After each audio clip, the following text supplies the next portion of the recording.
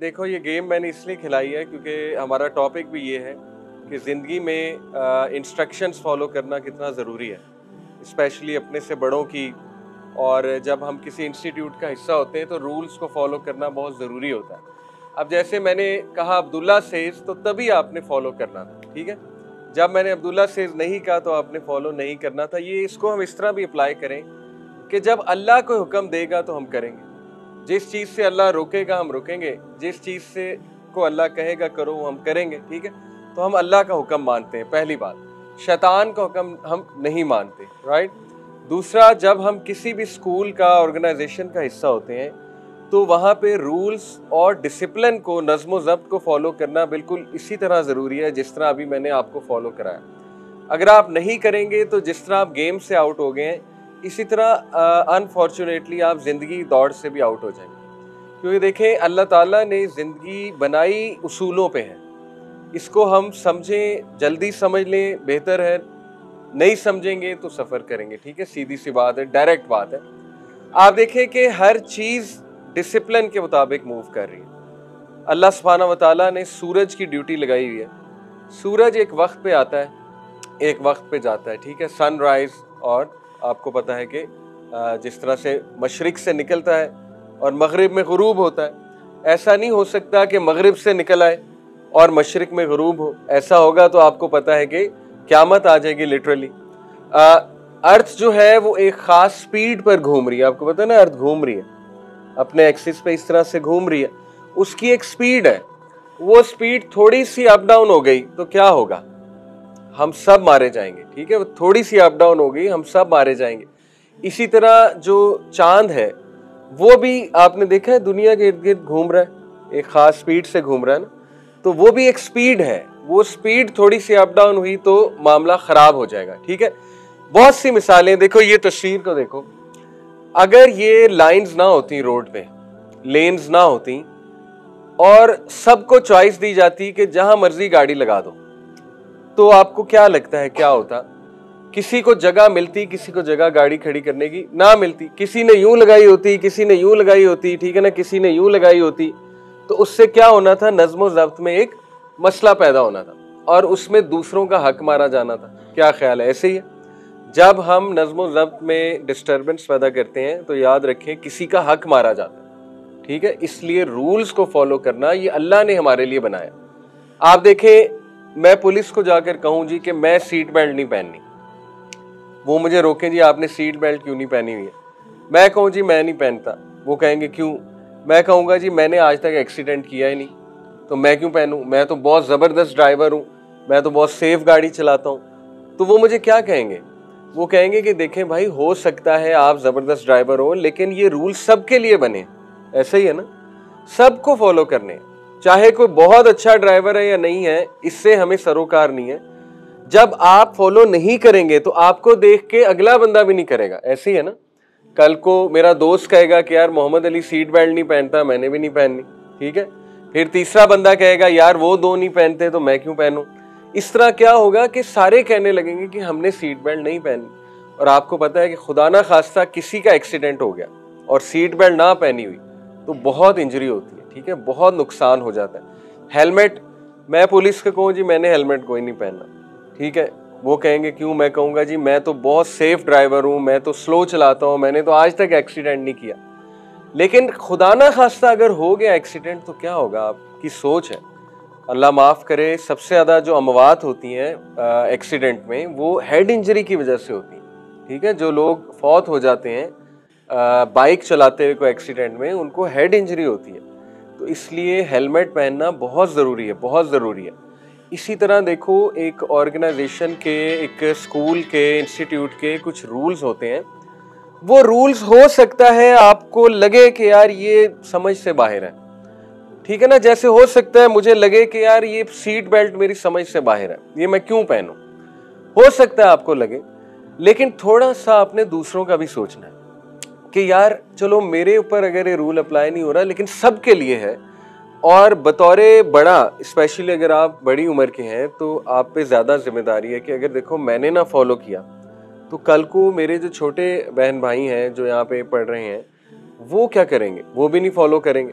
और फिर एक बुरी मिसाल जो है वो कायम होगी। ठीक है, तो रेस्ट अश्योर्ड याद रखें कि नज़्म ज़ब्त के लिए रूल्स बनाना ये बहुत ज़रूरी है और ज़िंदगी में बहुत ज़रूरी है। मैं अभी आपको काफ़ी मिसालें देता हूँ। तो ये मिसाल से देखें हमने क्या समझा, अगर ये लाइंस ना होती तो एक बदनज़मी होती और उस बदनज़मी से दूसरों का हक मारा जाता, दूसरों को गाड़ी खड़ी करने की जगह ना मिलती। अभी देखें ये बाहर की मिसाल ले लें, ये बाहर जो है इसके साथ ये जो आपने बनाया हुआ है वाटर का वो बनाया हुआ है, उसके साथ गाड़ियों की कुछ जगह है ना, 3 गाड़ियां खड़ी हो सकती, देखा है ना आपने बाहर जो पार्किंग है 3 गाड़ियां यूं खड़ी हो सकती। अब मैं आपको पढ़ाने आ रहा हूं, मैं गाड़ी यूं लगा दूं, ठीक है वहां पे, तो बाकी 2 कैसे लगाएंगे? मैंने यूं लगा दी, मैं कहूंगा मैं रूल को फॉलो नहीं करता, मैं यूं लगाऊंगा, तो बाकी 2 कैसे लगाएंगे? उनका हक मारा गया। ठीक है, तो इसलिए एक इंस्टीट्यूट में नज़्म ज़ब्त के लिए बहुत ज़रूरी है रूल्स का फॉलो करना। फिर ये देखें रेलवे ट्रैक, उसका एक ट्रैक है, अब रेलवे ट्रैक का कोई ट्रैक ही ना हो तो रेल कहाँ जाएगी? ठीक है, उसकी मंजिल क्या है, उसने ख़त्म कहाँ पे होना है, ये डिफाइंड ही नहीं है, तो फिर ड्राइवर कहाँ पे रेल गाड़ी को लेकर जाएगा?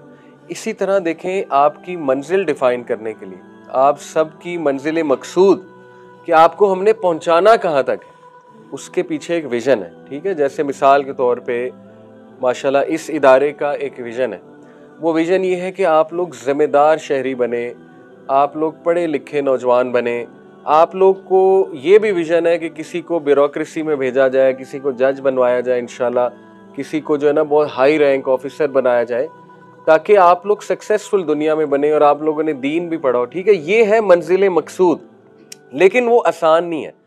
उस मंजिल मकसूद पर पहुंचने के लिए आपको डिसिप्लिन, नज़्म ज़ब्त, रूल्स का आदी बनना पड़ेगा। अदरवाइज देखें बहुत से लोग हैं जो रूल्स को फॉलो नहीं करते लाइफ में, जनरल बात कर रहा हूँ, जो लापरवाह हैं, ठीक है, जो नज़्म ज़ब्त का ख्याल नहीं रखते हैं, तो फिर आगे जाके उनके मामलात भी ख़राब होते हैं। ठीक है, आगे जाकर वो उस तरह से सक्सेस को अचीव नहीं कर पाते।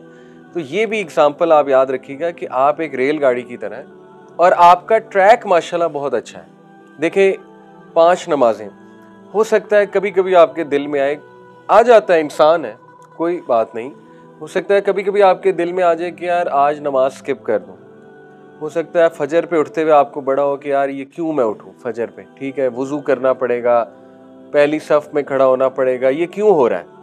तो देखें नबी सल्लल्लाहु अलैहि वसल्लम ने गारंटी दी है, देखें ना हमारे नबी ने गारंटियां दी हैं कि जो इंसान 5 वक्त की नमाज पढ़ता है, अल्लाह का वादा है उससे कि अल्लाह उसे जन्नत देगा।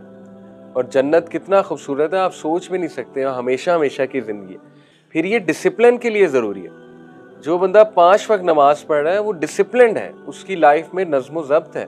फिर आप देखें कि फजर की नमाज जो पढ़ता है, अल्लाह के नबी सल्लल्लाहु अलैहि वसल्लम ने फरमाया कि बशारत दे दो उन लोगों को जो अंधेरे में मस्जिद की तरफ जाते हैं, क्योंकि क़यामत वाले दिन उनके पास क्या होगी? लाइट।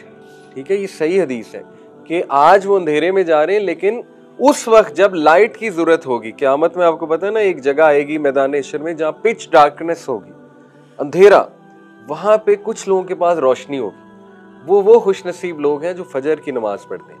ठीक है, तो देखो कितना फायदा है। तो इन चीजों से आप अपने आप को मोटिवेट रखा करो कि नहीं, अगर मैं जबरदस्ती भी पढ़ रहा हूं, मुझे जबरदस्ती भी पढ़ाई जा रही है तो अच्छी बात है। बहुत सी चीजें जिंदगी में जबरदस्ती भी करनी पड़ती है। ठीक है, तो आप अपनी मोटिवेशन को डिक्रीज ना होने दें। नमाज बेहतरीन है नज़्म ज़ब्त के लिए, यह मंजिल मकसूद है।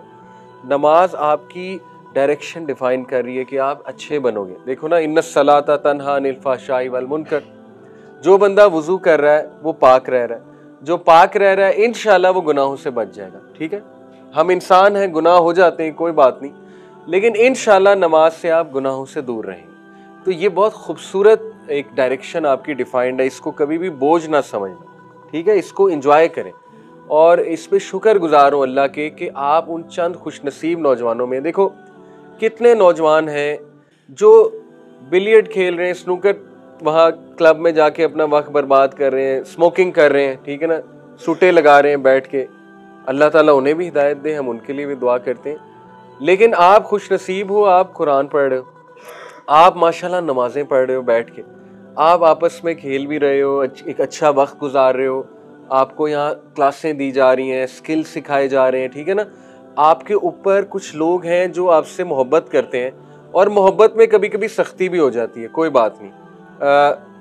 माँ बाप जो है ना वो सख्ती भी करते हैं, तो आपने माइंड नहीं करना। तो ये आपके उसातिज़ा ये माँ बाप की तरह हैं डेफिनेटली।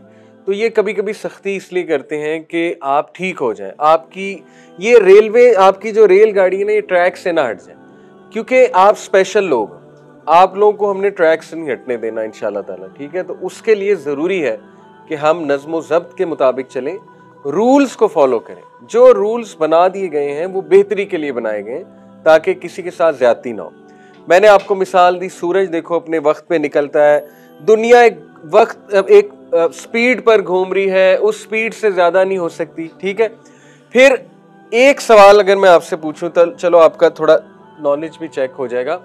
ये जो पीने का पानी है ये हम तक कैसे पहुंचता है? ये खत्म क्यों नहीं होता दुनिया से? कहां से आ रहा है? चश्मों से आ रहा है ना, स्प्रिंग्स होती है ना, चश्मे, वो चश्मे खत्म क्यों नहीं हो रहे? उनमें बार बार पानी कैसे आ रहा है चश्मों में? जी वेरी गुड, बारिश की वजह से। अब अगली बात सोचने की है कि बारिश कैसे होती है, ये कौन बताएगा? साइंस में अगर पढ़ा आपने, एक चीज होती है जी, very good very good, evaporation. ये वन ऑफ द प्रोसेसेस है, लेकिन इस पूरे साइकिल का एक नाम है, इसको एक साइकिल कहते हैं, इवेपोरेशन। Very good. अभी मैं आपको बताता हूँ इवेपोरेशन क्या होता है। इसका एक साइकिल का नाम है, क्या कहते हैं इस साइकिल को? थोड़ा सा आपके इल्म में भी इजाफा होगा ना। वाटर साइकिल सुना है नाम कभी? साइंस में पढ़ा है कभी? वाटर साइकिल पढ़ा होगा आप लोगों ने, ठीक है। अच्छा, वाटर साइकिल आप देखें, अल्लाह हम पे कितना मेहरबान है, कितना रहम करता है अल्लाह हम पे। बैठ जाओ बेटा। कि अल्लाह ने अपने इंसानों को अनलिमिटेड, अपने बंदों को अनलिमिटेड पानी की सप्लाई किस तरह से फराहम की। एक पूरी फैक्ट्री लगी हुई है नेचर में। वो फैक्ट्री में क्या होता है, आप गौर से आप सुनना, आपके नॉलेज में इजाफा होगा। देखो जो समंदर है उनका पानी पीने के काबिल है, नमकीन पानी है, कड़वा पानी है, ठीक है। उसमें इतने खतरनाक मिनरल्स होते हैं कि अगर मैं और आप समंदरी पानी पीना शुरू कर दें हम एक दिन में मर जाएंगे, ठीक है। इतने खतरनाक मिनरल्स हैं उसमें। तो समंदरी पानी तो पीने के लायक नहीं है। क्लीन वाटर जो है वो कहां से आता है? चश्मों से, ठीक है। अब चश्मे हम पिए जा रहे हैं, लेकिन अल्लाह उन्हें भर रहा है, और आपने जैसे कहा बारिशों के थ्रू भर रहा है। लेकिन बारिश कैसे होती है? कितना खूबसूरत प्रोसेस है, थोड़ा समझ लें। देखें होता क्या है कि सूरज जो है उसकी हीट, सूरज की जो तपिश है, उससे समंदरों का जो पानी है वो भाप बनता है। एवेपोरेशन किसे कहते हैं? भाप बनने को। आपने कभी अंडा बॉयल होते देखा? अंडे को बॉयल करते हैं तो वो सॉस पैन में से वो धुआं सा नहीं निकल रहा होता, वो पानी एवेपोरेट हो रहा है। पानी क्या बन रहा है? गैस, ठीक है। पानी गैस बन के उड़ जाता है, इसको कहते हैं एवेपोरेशन, ठीक है। तो होता यह कि समंदरों का कुछ पानी, समंदर का कुछ पानी वो भाप बनता है, वेपर बनता है। वो वेपर बन के ऊपर जाता है। ऊपर क्या होते हैं? क्लाउड्स। ये देखो ये आगे क्लाउड्स बने हुए, ठीक है, वो एवेपोरेशन लिखा हुआ है। क्लाउड्स एक पूरी फैक्ट्री है। क्लाउड्स का टेम्परेचर ठंडा होता है। अब मैं आपको एक मिसाल देता हूं। देखो अक्सर आप अगर ठंडे ग्लास का पानी मुझे अभी मिलता और मैं यहां रखता ठंडे ग्लास का पानी, उस ग्लास को जब मैं उठाता तो ये टेबल पे थोड़ा थोड़ा पानी होता है। या ठंडी बोतल यहां रखूंगा, जब उठाऊंगा तो टेबल पे पानी होगा। वो पानी कहां से आ गया? टेबल पे तो पानी नहीं था। अब कोई कह सकता है कि बोतल को पसीना आ गया है, तो बोतल को पसीना तो नहीं आता, बोतल इंसान तो नहीं है, ठीक है जी। वाह, जबरदस्त जबरदस्त, शाबाश, गुड गुड, बिल्कुल बेटा उन्होंने सही जवाब दिया। हवा के अंदर पानी। अब देखो हो क्या रहा है, जो हवा है ना वो जब टकराएगी उस बोतल से, बोतल का टेम्परेचर बहुत ठंडा है, ठीक है, वो हवा पानी बन जाएगी क्योंकि उसके अंदर पानी है, ठीक है। जब हवा को ठंडा किया जाता है तो हवा पानी बन जाती है। इसको कहते हैं कंडेंसेशन। साइंस की लैंग्वेज में इसको कहते हैं कंडेंसेशन। ये एवेपोरेशन का उल्ट है। पानी का गैस बनना, एयर बनना, उसको क्या कहते हैं? एवेपोरेशन। और गैस का पानी बन जाना उसको क्या कहते हैं? कंडेंसेशन, ठीक है। अब बादलों में क्या हो रहा है? बादलों में सुभान अल्लाह जो समुद्री पानी जा रहा है ना, किस शक्ल में? भाप की शक्ल में, ठीक है, वेपर की शक्ल में ऊपर जाता है पानी। याद रखो हॉट फ्लूइड राइजेस, जो गर्म चीज है हमेशा ऊपर जाती है, इसीलिए मैं आपको थोड़ी साइंस भी समझा रहा हूँ। एसीज हमेशा ऊपर क्यों लगते हैं, आप जरा सुन लो। एसीज कभी नीचे नहीं लगेंगे। स्प्लिट एसी आपने कभी नीचे देखा है लगे? नहीं, हमेशा ऊपर क्यों लगता है? ऊपर होती है गर्म हवा, ठीक है। गर्म हवा को एसी ठंडा करता है, वो ठंडी हवा नीचे आती है। ठंडी चीज हमेशा नीचे आती है, याद रखो, और गर्म चीज ऊपर जाती। अब वो ठंडी हवा नीचे आएगी और नीचे की गर्म हवा को वो कहां भेजेगी? ऊपर। वो गर्म हवा ऊपर जाके क्या हो जाएगी? ठंडी। तो ये साइकिल यूं चलता रहेगा और पूरा कमरा ठंडा हो जाएगा। समझ आई? अगर आप एसी को नीचे लगा देंगे, ठीक है, तो क्या होगा? ठंडी हवा हमेशा नीचे रहेगी क्योंकि उसने नीचे रहना है। तो ऊपर की गर्म हवा कभी भी ठंडी होने नीचे नहीं आएगी, तो कमरा ठंडा नहीं होगा। तो ये बहुत वर्स्ट स्ट्रैटेजी है कि अगर कोई एसी को नीचे लगा दे, इसलिए एसी ऊपर लगता है, ठीक है। तो देखें अब सुभान अल्लाह, अल्लाह ने फैक्ट्री क्या लगाई है कि वो भाप बन के गर्म हवा समंदर से जो निकली हुई भाप है वो जाती है बादलों में। बादलों में ना सिर्फ उस हवा का पानी बनता है, क्योंकि बादल का टेम्परेचर ठंडा है, पानी बनता है, बल्कि अल्लाह ताला उस समंदरी भाप के मिनरल्स जो आपके लिए नुकसानदेह उन्हें अलहदा करता है। बादलों में उन्हें अलहदा करता है। फिल्टर प्लांट है ये। फिल्टर, कभी कूलर देखा ना आपने, इसके अंदर यूं गोल गोल वो फिल्टर होते हैं। वो क्या करते हैं? गंदे पानी में से मिनरल्स निकालते हैं, ठीक है, गंदे पानी को साफ करते हैं। बादल इतना बड़ा फिल्टर है कि समंदरी पानी को फिल्टर करता है। उसके बाद बादल में बहुत सा पानी जमा हो जाता है समंदर का। वो पानी क्या बन के नीचे गिरता है? बारिश। उसको कहते हैं प्रेसिपिटेशन। प्रेसिपिटेशन हो रही, बारिश गिर रही है, ठीक है, वो लिखा हुआ है प्रेसिपिटेशन। वो बारिश कहां गिरती है? लेक्स में, रिवर्स में, चश्मों में, और आपको अल्लाह ताला साफ पानी देता है। अल्लाह अकबर। अब सोचो, कभी हमने शुक्र किया अल्लाह ताला का इस बात पे कि सब साफ पानी हमें मिल रहा है? और मैं आपको एक आयत सुनाता हूं। कुल अराई तुम, कहो ए मोहम्मद, इन्हें कहो, अराई तुम इन अस्बह माउकुम गौरा, क्या इन्होंने नहीं गौर किया, क्या इन्होंने नहीं देखा कि ये जो पानी है जो तुम लोग पीते हो, ये जो पानी है, अगर अल्लाह ताला इसको जमीन में बहुत नीचे ले जाए, धंसा दे, चश्मे ना हो, फमई यातीकुम बिमा इन मईन, तो कौन है जो इस पानी को वापस ले आएगा? सुभान अल्लाह। देखो अल्लाह ताला कितनी पावरफुल बात सूरह मुल्क में कर रहा है कि कभी तुमने गौर किया ये पानी अगर मैं गायब कर दूं तो कौन है जो इस पानी को वापस ले आएगा? कौन सी मशीन है? कितने करोड़ों डॉलर तुम्हारे लग जाएंगे सिर्फ वो मशीन तैयार करने में। अब देखे ना, पानी का लेवल डाउन होता जाए तो कितना मसला होता है गांव में। आपको पता है ना, पानी नीचे होता है, ट्यूबवेल से वो पानी ऊपर आता है। तो सोचे कि ट्यूबवेल का इतना गहरा पाइप लगाना पड़े कि 200 मीटर 200 फुट नीचे है, तो कितना प्रॉब्लम हो जाएगा। अब अल्लाह कहता है कि सोचो 200 मीटर नहीं, इसको 2 लाख फुट में नीचे ले जाओ, तुम लोग क्या कर लो? कुछ नहीं कर सकते, ठीक है। अफरअयतुमुल मा अल्लज़ी तशरबून, क्या है इसकी ट्रांसलेशन? तो क्या तुमने कभी सोचा ये जो पानी तुम पीते हो, क्या तुमने कभी सोचा है जो पानी तुम पीते हो? सुभान अल्लाह। अल्लाह कहते हैं क्या तुम हो जो इसको बादलों से लाते हो या हम हैं जो इसको नाजिल करते हैं? कैसा तमाचा है इंसान के मुंह पे, ठीक है, कि ये जो पानी तुम पीते हो इसको कौन, वाटर साइकिल कौन चला रहा है? जो मैंने अभी सब आपको एक्सप्लेन किया, तुम तो नहीं चला रहे। आपको पता है सिंगापुर एक कंट्री है, सिंगापुर नाम सुना होगा, ठीक है।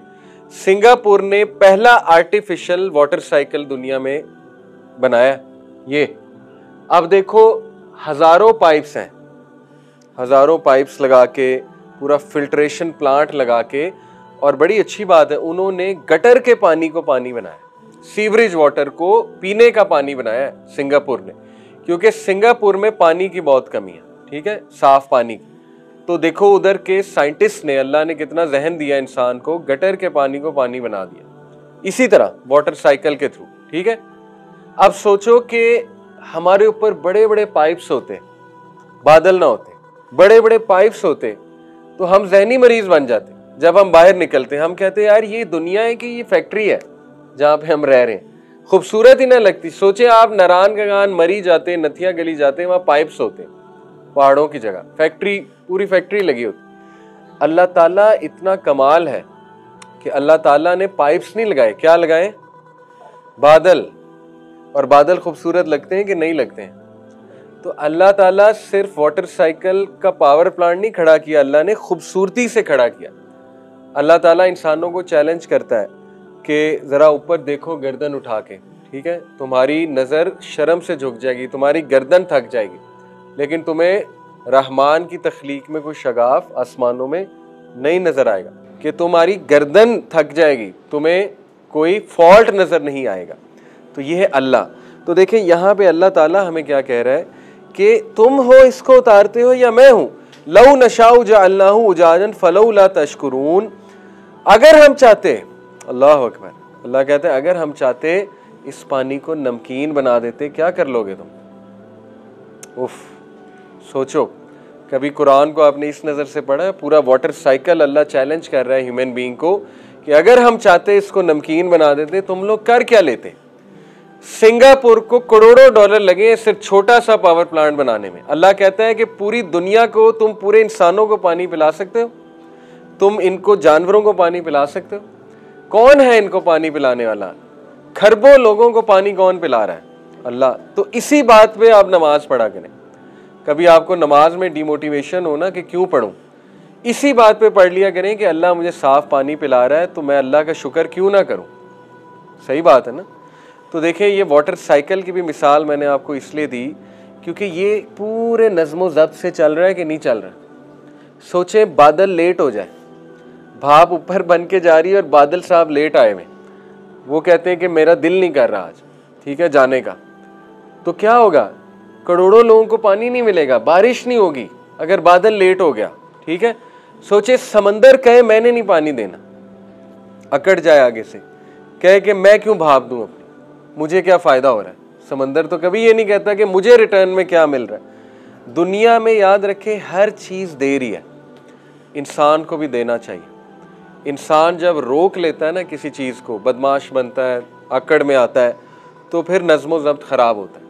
तो जितना आप देंगे, क्योंकि अल्लाह की तख्लीक दे रही है, तो आपको भी देना चाहिए। समंदर कभी नहीं कहेगा मैंने नहीं देना, वो अल्लाह के हुक्म का ताबे है, ठीक है। तो ये नज़्मो ज़ब्त हमें तख्लीक में भी नज़र आता है, वाटर साइकिल में भी नज़र आता है, ठीक है। आप वाटर साइकिल से कुछ हम किरदार के हवाले से लेसन्स लेते हैं कि हमें लेसन्स क्या मिले। नंबर 1, देखो जिस तरह अल्लाह रब्बुल आलमीन पानी को साफ़ कर रहा है बादलों के थ्रू, इस तरह हम लोगों को चाहिए कि हम अपने नफ्स को साफ़ करें, ठीक है ना। हमारे नफ्स में कुछ खामियां हैं, कुछ इम्प्योरिटीज़ हैं, कुछ बुराइयां हैं, वो सफाई कैसे होगी नफ्स की? हमारा वाटर साइकिल क्या है, कैसे होगी सफाई? नमाज से। नमाज हम क्यों पढ़ते हैं? ताकि तज़किया हो। क़द अफ़लह मन तज़क्का, सूरह लाला पढ़ी है ना आप लोगों ने, क़द अफ़लह मन तज़क्का व ज़करा अस्मा रब्बिही फ़सल्ला। कामयाब हो गया वो जिसने तज़किया किया, सफाई की। किस तरह सफाई की? जिक्र करके और नमाज पढ़ के। जिक्र किया और अल्लाह को याद किया और नमाज पढ़ी, ठीक है। तो नमाज को बुरा ना समझे, नमाज आपको प्योरीफाई कर रहा है। नंबर 2, जिस तरह वो साफ शफाफ पानी उतर रहा है ना बारिश का, इस तरह अपने अल्फाज को भी साफ शफाफ रखें, ठीक है। अल्फाज जो है ना ये बहुत बहुत मैटर करते हैं। आपके अल्फाज में गाली हो, बुरी बातें हो, ठीक है ना, वो गंदा पानी है, उसका आपको नुकसान है। सबसे पहले आपके अल्फाज साफ हों, शफाफ हों, उनमें प्यारी बातें हों, ठीक है ना, अच्छी बातें हों, तो ये असल में बात है कि आपने नफ्स की सफाई कर ली।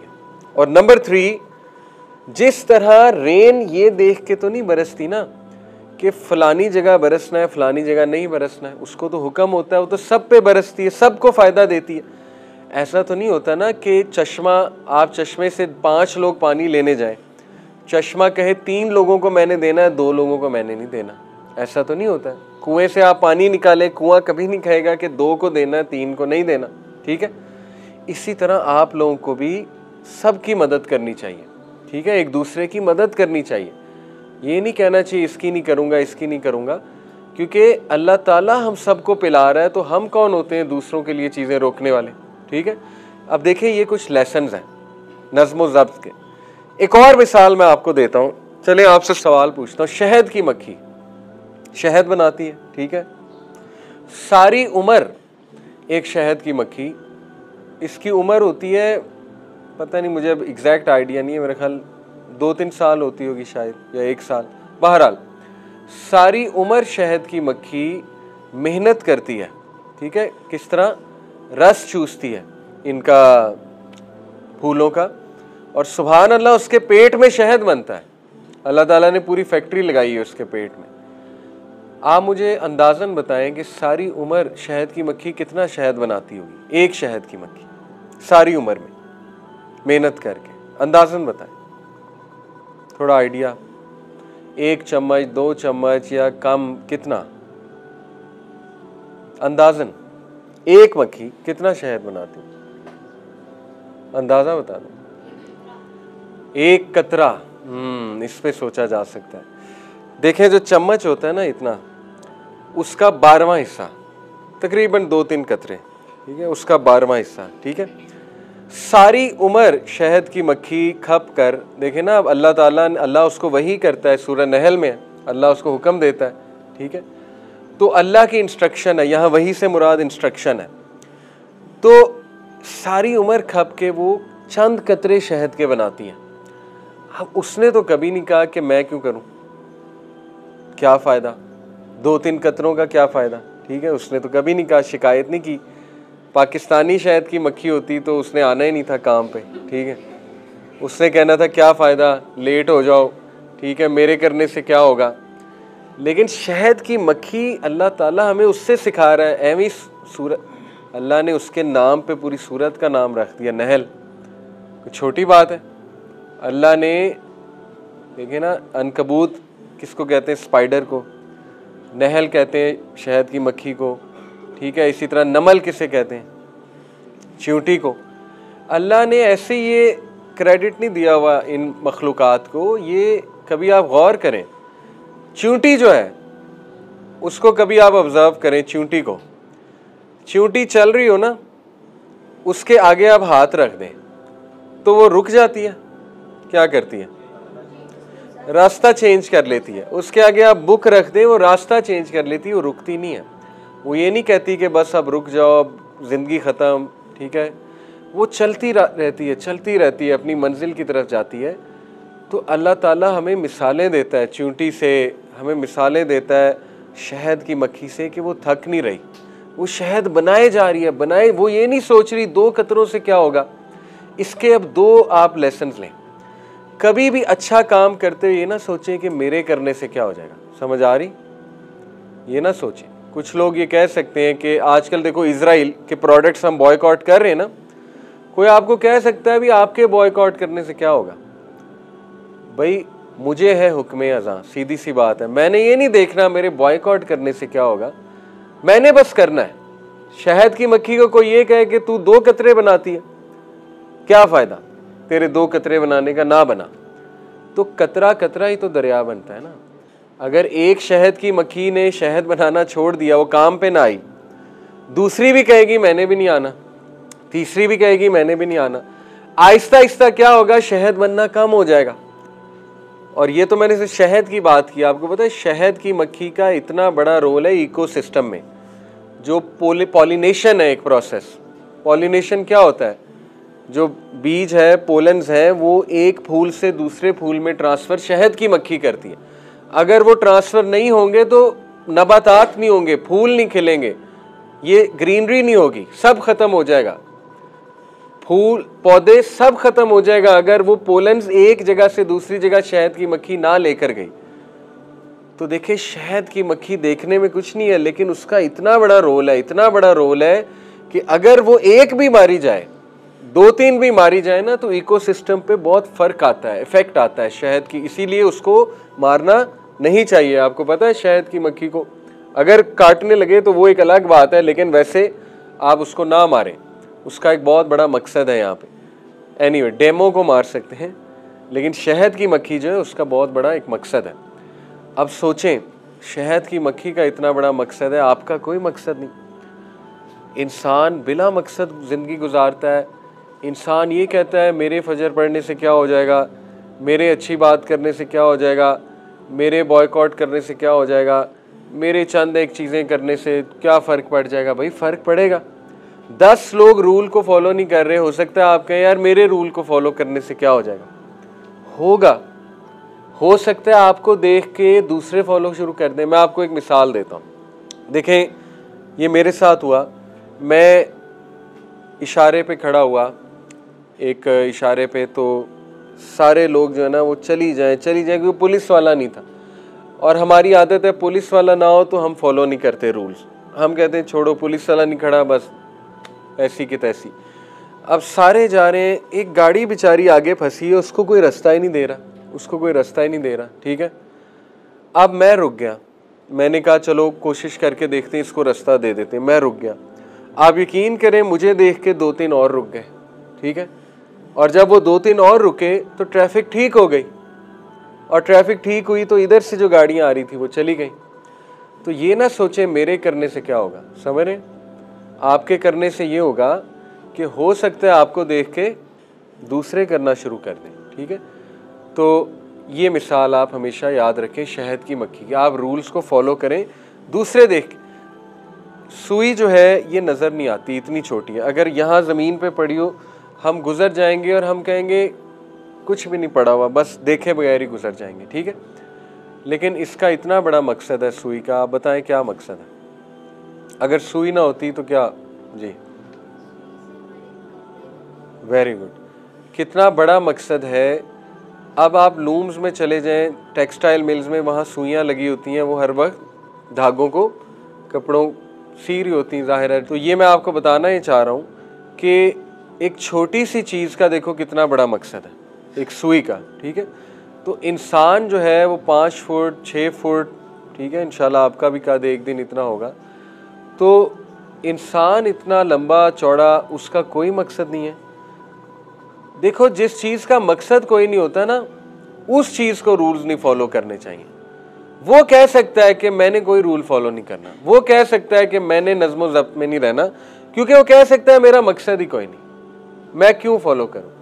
लेकिन जिसका मकसद बहुत बड़ा है, ठीक है, जिसने ज़िंदगी में बहुत कुछ करना है, जिसने कामयाब होना है ज़िंदगी में, उसको रूल्स फॉलो करने पड़ेंगे। ये मैं आपको जो है ना बताना चाह रहा हूँ। आपको एक बहुत ज़बरदस्त इंटरेस्टिंग एक एक्सपेरिमेंट बताता हूँ। ये इस एक्सपेरिमेंट का नाम है मार्शमैलो। मार्शमैलो जो है ना, ये गोरों की मिठाई है उनकी। ये मार्शमैलो आपको अलफता से भी मिल जाएगी, बड़े बड़े सुपर स्टोर होते हैं ना, वहाँ मार्शमैलो कैंडीज़ होती हैं, पिंक और वाइट कलर की। जैसे ये हमारा छल्ला नहीं होता, छल्ला खाए कभी, इस तरह की होती है मार्शमैलो, ठीक है। तो उन्होंने क्या किया, 1970 का एक्सपेरिमेंट है, एक तजर्बा है। जो माहिर नफ्सियात होते हैं उन्होंने तजर्बा किया। उन्होंने क्या किया कि 20 बच्चों को एक कमरे में बिठाया। ये तो अभी की वीडियो है, मॉडर्न वीडियो, ये दोबारा रिक्रिएट किया उन्होंने, एक्सपेरिमेंट दोबारा किया, लेकिन ये बहुत पुराना एक्सपेरिमेंट। उन 20 बच्चों के सामने प्लेट में उन्होंने मार्शमैलो रखी। ये बिल्कुल इसी तरह है कि मैं आप सबके सामने अभी प्लेट में पेस्ट्री रख दूं, चॉकलेट पेस्ट्री, ठीक है, मोल्टन लावा केक रख दूं, और वो आपकी नज़रों के सामने पिघल रहा है, ठीक है, और उसकी आइसक्रीम आपकी नज़रों के सामने पिघल रही है, और आप बड़ा खुश हैं कि जी अब खाना है हमने। और मैं एकदम से आपको कहूँ कि ना 30 मिनट जो सब्र करेगा, 30 मिनट जो सब्र करेगा उसको डबल मिलेगी, उसको मैं 2 और दूंगा। लेकिन जिसने सब्र नहीं किया उसको नहीं मिलेगा, ठीक है। यही हुआ। इन 20 बच्चों को उन्होंने पता है क्या कहा कि जो बच्चा 30 मिनट हाथ नहीं लगाएगा ना मार्शमैलो को, उसको हम डबल देंगे, जो लगा लेगा उसको हम नहीं देंगे। अब इसके बाद वो चले गए। अब बच्चों को नहीं पता था कि हिडन कैमरास लगे हुए, ठीक है, कि कैमरा से उन्हें देखा जा रहा है, बच्चों को नहीं पता था। अब बच्चों ने क्या किया, जैसे ही वो बाहर गए, कुछ बच्चे बहुत शरारती थे, उन्होंने अपनी भी खा ली, दूसरों पे भी झपट्टा मारा, उन्होंने बदमाशी दिखाई। उन्होंने कहा कि ऐसी की तैसी, इस अपनी भी खाएंगे, इसकी भी खाएंगे, और फिर इल्ज़ाम लगाएंगे कि इसने खाई, ठीक है। वो ज़रा शरारती थे। अब देखिए, कुछ जो है शरीफ बच्चे वो वेट कर रहे हैं, ये जो बच्ची है वो इंतज़ार कर रही, इस तरह से सब्र कर रही है, ठीक है। ये बेचारी सब्र कर करके इसका क्या हाल हो गया, ये देखें, इसने थोड़ी सी खा ली, ये हाथ लगा बैठी, इससे नहीं हुआ बर्दाश्त, इसने कम से कम पकड़ लिया, ठीक है। और ये देखें, ये खुद भी खा रहा है, आई एम श्योर ये दूसरों की भी खाएगा, ठीक है। ऐसे बच्चे हमेशा होते हैं। तो 30 मिनट बाद वो अंदर आए और उन्होंने कहा जी हमने देख लिया कैमरे में कि किसने क्या किया है। अभी तजर्बा यहाँ ख़त्म नहीं हुआ, आप हैरान हो जाएंगे। इन बच्चों का बायोडाटा, नाम, सब कुछ उन्होंने नोट किया, एड्रेस। 20 साल इन बच्चों की ज़िंदगी को स्टडी किया उन्होंने, 20 साल। ये मार्शमैलो स्टडी है, गूगल पे कभी लिखें मार्शमैलो स्टडी, बहुत ज़बरदस्त स्टडी है। 20 साल उन्होंने किस तरह स्टडी करते थे, हर साल मिलते होंगे उन बच्चों से या उनके माँ बाप से पूछते होंगे क्या चल रहा है, स्कूल में कैसे जा रहे हैं, वगैरह वगैरह। 20 साल बाद उन्होंने क्या कंक्लूड किया, क्या अखज़ किया, क्या नतीजा निकाला। वो बच्चे जिन्होंने दूसरों पे भी झपट्टा मारा था और ख़ुद भी खा बैठे थे, जिन्होंने कोई रूल फॉलो नहीं किया था और जिनमें सब्र नहीं था, ठीक है, और जिन्होंने डिसिप्लिन नहीं शो किया था, उनकी ज़िंदगी सबसे ख़राब थी। उनकी ना कोई पास डिग्री थी, बल्कि उनमें ज़्यादातर, अल्लाह माफ़ करे, क्रिमिनल्स बन गए थे, मुजरिम बन चुके थे। गन कल्चर, ठीक है, गन वायलेंस में चले गए, मुजरिमीन बन गए उनमें से कुछ लोग। वो कि जिन्होंने थोड़ा बहुत सब्र किया था, उनकी ज़िंदगी कदरे बेहतर थी, कदरे बेहतर। उनकी पढ़ाई बहुत अच्छी जा रही थी, उनकी जॉब्स बहुत अच्छी थी, ठीक है। और वो जिन्होंने बिल्कुल हाथ नहीं लगाया था, वो सबसे कामयाब थे, सबसे कामयाब। तो इस स्टडी से, तजर्बे से साबित उन्होंने ये किया कि सब्र और नज़्म ज़ब्त और सेल्फ कंट्रोल, अपने आप को रोक लेना, ये दुनिया का सबसे बड़ा स्किल है। इस पे एक किताब है पूरी, 7 Essential Skills to Teach Your Child। ये माहिर नफ्सियात की किताब है कि 7 ऐसे क्वालिटीज़ जो आपको अपने बच्चों को सिखानी चाहिए, 7 क्वालिटीज़।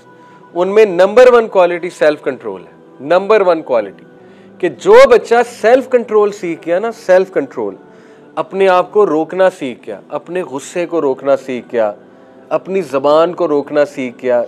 देखो हम सब में बेसब्री है, मुझे भी गुस्सा चढ़ता है, मेरा भी दिल करता है मैं गालियाँ दूँ, ठीक है, मेरा भी दिल करता है मैं किसी का गिरेबान पकड़ूँ, मुझ में बहुत गुस्सा है। लेकिन जिसने कंट्रोल कर लिया ना, तो माहिर नफ्सियात कहते हैं वो दुनिया का सबसे कामयाब इंसान बनेगा। और ये माहिर नफ्सियात को तो आप छोड़ें, हमारे नबी सल्लल्लाहु अलैहि वसल्लम क्या कहते हैं कि ताकत ये नहीं है कि गुस्से को दिखा देना, ताकत ये नहीं है कि कुश्ती बहुत ज़्यादा करना, ठीक है, बल्कि ताकत क्या है, गुस्से को दबा लेना, ये ताकत है असली, ये है स्ट्रेंथ। तो जितना जो सेल्फ कंट्रोल इस उम्र में दिखाएगा ना, आपकी उम्र में नज़्म ज़ब्त के साथ चलेगा, अपना हाथ रोक लेगा, ठीक है ना, डिसिप्लिन रहेगा, मैं गारंटी देता हूँ 20 साल बाद ये तजर्बा मैं भी कर सकता हूँ। आज मैं आपको लिख के देता हूँ, इंशाल्लाह 20 साल बाद आप देखना आप कहाँ होंगे, ठीक है। इसको आदत बनाएं। तो इसलिए हर स्कूल के कुछ रूल्स होते हैं, वो थोड़े स्ट्रिक्ट भी हो सकते हैं, लेकिन यकीन जाने वो स्ट्रिक्टनेस आपकी बेहतरी के लिए है, क्योंकि इंसान है लापरवाह। अगर हमने लापरवाही दिखाई तो हम ट्रैक से हट जाएंगे, हमारी रेलगाड़ी ट्रैक से निकल जाएगी और फिर हमें कोई फ़ायदा नहीं होगा ज़िंदगी में। तो शुक्र करें कि आप ऐसी जगह हैं जहाँ पे आपको फॉलो कराया जा रहा है, फॉलो, ठीक है। तो ये हम सब के लिए बेहतर है। मेरी भी अम्मी, आपको पता है, मैं अभी पिछले दिनों बता रहा था कि अल्हम्दुलिल्लाह मैं रेगुलर नमाज अब पढ़ता हूँ। बीच में थोड़ा सा मैं हिला था स्टूडेंट लाइफ में, जब मैं फर्स्ट ईयर सेकंड ईयर में गया ना, तो मैं थोड़ा सा नमाज़ों से हट गया, कुछ बुरी कंपनी में पड़ गया, लेकिन ज़्यादा देर नहीं हट सका, अल्हम्दुलिल्लाह वापस आ गया। उसकी वजह वापस आने की ये थी कि जो आदत बचपन में पक्की बनी हो ना, बंदा उस पर वापस आ ही जाता है। तो माशाल्लाह आप लोगों की बचपन से पक्की आदत बनाई जा रही, चाहे डंडे के ज़ोर में।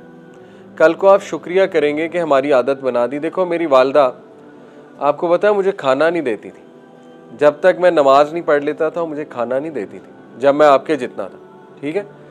कभी कभी मैं झूठ भी बोलता था कि मैंने नमाज पढ़ ली खाना खाने के लिए। आपको पता है बच्चे शरारत भी करते हैं, ठीक है। तो मैं क्या करता था, मैं कमरे में जाता था, ड्राइंग रूम में, नमाज नमूज कोई नहीं पढ़ता था, और आके कहता था मैंने नमाज पढ़ ली, झूठ बोल देता था खाना खाने के लिए। लेकिन मैं आपको बता रहा हूँ, मेरे घर में मेरी वालदा खाना नहीं देती थी जब तक मैं नमाज नहीं पढ़ता था। उससे क्या हुआ कि मैं नमाज पढ़ लेता था, कुछ ना कुछ करके पढ़ लेता था, लेकिन बाद में जब मैं नमाज से हिला तो अल्हम्दुलिल्लाह वो आदत मुझे वापस ले आई, क्योंकि बचपन से आदत डाल दी थी, ठीक है, वालिदा ने। तो आप शुक्र करें आपको आदत डाली जा रही है, चाहे डंडे के ज़ोर पे, मैं बार बार कह रहा हूँ, ठीक है। तो नज़्म ज़ब्त और रूल्स को इंशाअल्लाह ताला आप लोगों ने फॉलो करना है, और ये याद रखनी है case study, Marshmallow case study, जो अपना हाथ रोक लेगा। और देखो कुरान, अल्लाह ताला कितनी कस्में खाता है सूरह शम्स में, चलें काउंट करते हैं। वश्शम्सी वज़ुहाहा, ये कितनी कस्में? 2।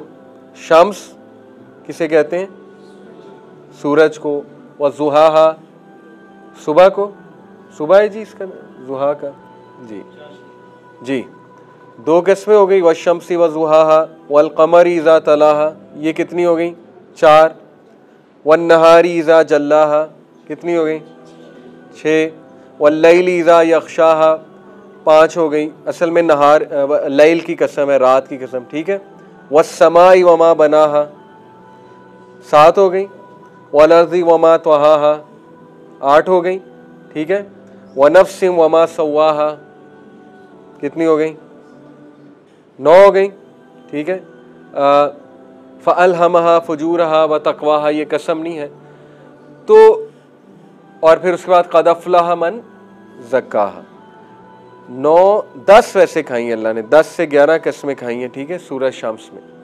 और जब अल्लाह कसम खाता है ना तो कोई बहुत इंपॉर्टेंट बात आने वाली है, बहुत ज़रूरी। जैसे मैं आपको आज कहूँ कि खुदा की कसम, अब आपके कान एकदम खड़े हो जाएंगे कि यार ये तो कोई बहुत ही सीरियस बात करने लगे हैं, क्योंकि इन्होंने कसम खा ली। सोचे रब 10 से 11 कस्में खाने के बाद एक बात कर रहा है, क़द अफ़लह मन ज़क्काहा, कामयाब हो गया वो जिसने हाथ रोक लिया, तज़किया किया, जिसने हाथ को रोक लिया। मार्शमैलो स्टडी को छोड़ें, अल्लाह बता रहा है 11 कस्में खा के कि वो कामयाब है जिंदगी में जिसने तज़किया किया, रुक गया। और फिर अगली बात भी बता दिया, वक़द ख़ाब मन दस्सा, डूब गया, तबाह है वो शख्स जिसने सबमिट कर दिया, जो नहीं रुका। ये देखें डूब रहा है ये बंदा, नीचे जा रहा है तस्वीर में। तो अल्लाह ताला ने भी हमें बात बता दी है कि रुक जाओगे तो बेहतर है, इंस्ट्रक्शन फॉलो करोगे तो बेहतर है। सुन्नत से मुझे कोई वाक़या बताएं शाबाश, कि जब मुसलमानों ने इंस्ट्रक्शंस नहीं फॉलो किए और उन्हें नुकसान हुआ बड़ा, कोई वाक़या बताएं सीरत से। ज़बरदस्त, माशाअल्लाह, गुड, बारकल्लाह। तीर अंदाज, 50 तीर अंदाज नबी सल्लल्लाहु अलैहि वसल्लम ने एक पहाड़ी पे खड़े किए और उन्हें क्या हुक्म दिया कि आपने नहीं हिलना, जो मर्जी हो जाए आपने नहीं हिलना। लेकिन बस इंसान थे, फिसल गए। हुआ ये कि वो जब उन्होंने देखा कि जंग तो ख़त्म हो गई, लग भी ऐसा रहा था जंग ख़त्म हो गई, कुफार भाग गए, मुशरिकीन भाग गए, तो बस वो बतौर इंसान थोड़ा दिल में आया कि हम माले गनीमत इकट्ठा करें। तो उस चक्कर में कोताही हुई, रोका भी, 2-3 ने रोका कि ना जाओ, नबी सल्लल्लाहु अलैहि वसल्लम का हुक्म एंड तक फॉलो करना, एंड तक, अमीर का हुक्म। बस वो बतौर इंसान कोताही हो गई और उसका क्या नुकसान उठाना पड़ा हमें, वो आपके सामने। खालिद बिन वलीद बहुत क्लेवर और बहुत ही अक्लमंद, जाहिर है बाद में मुसलमान हुए, सैफुल्लाह, उन्होंने देख लिया और उन्होंने इसको मौके का फ़ायदा उठाया और पीछे से हमला कर दिया। तो उसका नुकसान हमें क्या उठाना पड़ा? हज़रत हमज़ा शहीद, हज़रत मुसअब बिन उमैर शहीद, ठीक है, हज़रत हुज़ैफ़ा के बाद मतलब जय्यद सहाबा शहीद हुए, 70 सहाबा शहीद हुए, ठीक है। तो देखो जब मुसलमान इंस्ट्रक्शन नहीं फॉलो करता, नबी की इंस्ट्रक्शन से फिरता है ना, तो बहुत नुकसान होता है, बहुत नुकसान। इसी तरह जब आप इदारे की इंस्ट्रक्शन नहीं फॉलो करेंगे, याद रखें शायद आपका डायरेक्ट नुकसान ना हो लेकिन किसी का होगा। जैसे मैं यहाँ गाड़ी यूं खड़ी करके लगा दूं, मेरा कोई नुकसान नहीं होगा, लेकिन मैं 2 लोगों का हक मारूंगा कि नहीं मारूंगा? 2 लोगों का हक मार लूंगा ना गाड़ी गलत खड़ी करके। तो इसलिए इंस्ट्रक्शंस को फॉलो करना। और आखिरी चीज़, इस बंदे की स्टोरी मैं आपको सुनाता हूँ, है तो नॉन मुस्लिम, लेकिन सिर्फ आप लोगों को इंस्पायर करने के लिए कि इंसान में अल्लाह ताला ने कितना पोटेंशियल रखा हुआ है। इस बंदे का नाम है कैरली टैकेक्स।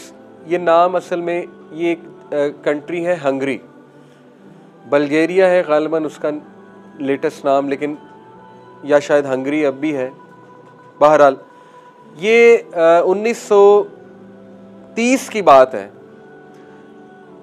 ये शख्स जो है ना कैरली टैकेक्स, इसका राइट हैंड से शूटिंग करता था, रैपिड फायर शूटिंग, और बला का शूटर था, यानी खड़े खड़े ऐसा निशाना लगाता था कि दुनिया दंग रह जाती थी। सीधा सीधा जाग, यानी कोई कंकरी भी सामने रखी ना, सीधा कंकरी को मारता था।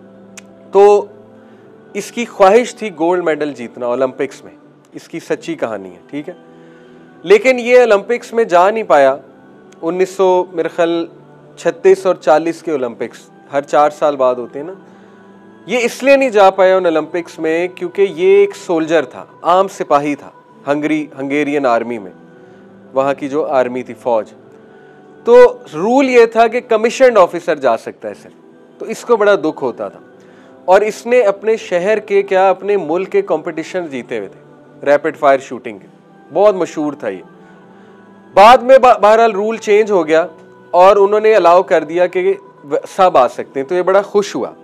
अभी ये खुशी में जश्न मना ही रहा था, देखे ना, इसका ख्वाब पूरा आ गया, ओलंपिक्स में जाऊंगा, गोल्ड मेडल जीतूंगा। अभी ये खुशी में जो है वो अपनी खुशी मना ही रहा था। क्या हुआ, एक ट्रेनिंग के दौरान ग्रेनेड ट्रेनिंग हो रही थी, ठीक है, मिलिट्री ट्रेनिंग, इसके हाथ में ग्रेनेड फट गया और इसका राइट हैंड खत्म, इसका राइट हैंड गया। अब आप सोचें कि उसका ख्वाब कितना करीब था, लेकिन उसका राइट हैंड गया, ठीक है। अब उसको चाहिए था, रोता कोसता, तकदीर को कोसता, ठीक है ना, नाउज़ बिल्ला गॉड को कोसता, लेकिन उसने क्या किया, थोड़ा सा दुख हुआ उसे, मायूस भी हुआ होगा, लेकिन उसने कहा कोई बात नहीं, लेफ्ट हैंड तो है। अब लेफ्ट हैंड उसका स्ट्रॉन्ग हैंड नहीं था।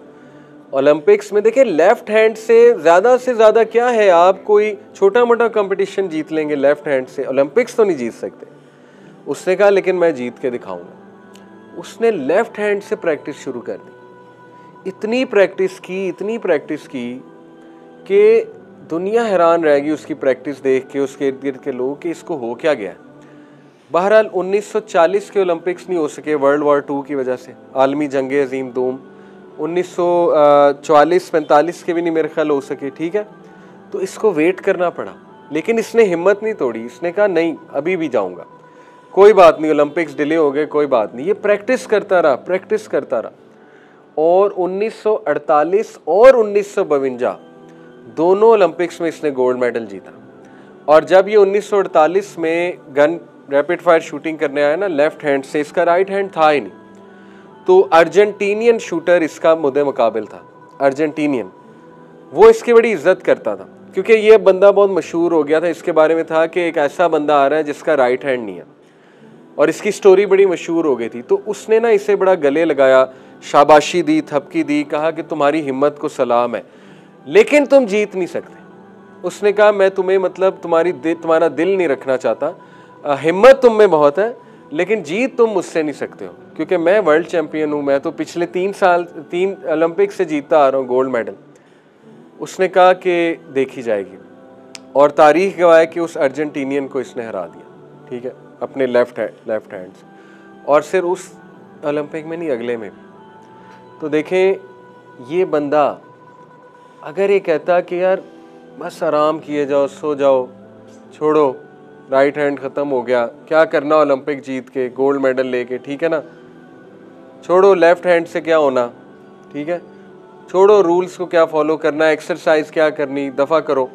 इसने कितनी एक्सरसाइज की होगी अपने लेफ्ट हैंड को स्ट्रॉन्ग बनाने के लिए, आप सोच सकते हैं, डेली प्रैक्टिस की होगी, फिर जाके इसने गोल्ड मेडल जीता है। तो दुनिया में कोई भी चीज़ आप ऐसे नहीं जीत सकते।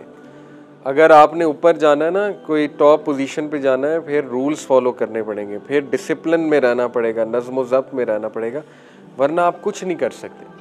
तो इसलिए जो आप में से कुरान हिफ्ज़ कर रहा है, वो कुरान को बोझ ना समझे, बल्कि वो बेहतरीन एक राह पे चल रहा है।